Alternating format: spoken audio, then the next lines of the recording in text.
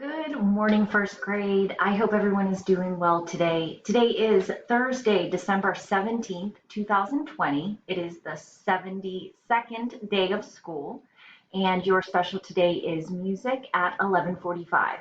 Before we go through our schedule for today, if you'd like to join me for the Pledge of Allegiance.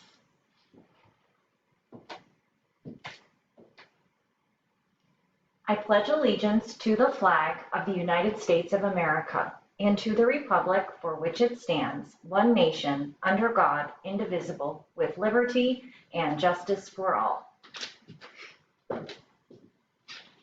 right, great. Okay, coming out first thing this morning will be an application problem for math, lesson 23.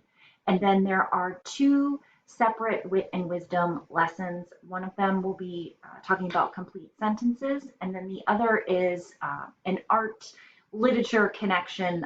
You'll see kind of matching up the pictures from the story Seven Blind Mice with the parts of an elephant. So there's a video that explains everything.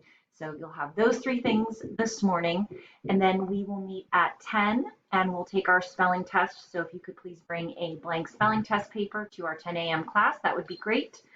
We'll also take a look at some artwork for Wit and Wisdom during our live class. And then we do have social studies today, and we'll talk about the next holiday, Los Posados, and then that's at 10:45. And then we will meet again at 1 for math. I believe there is another sprint today, so if you could please bring, have both workbooks, that would be great. And then that will wrap up our Thursday. Okay, let me know if you have any questions or if you need help with anything, and I look forward to seeing everybody soon. Here is the picture puzzle for today.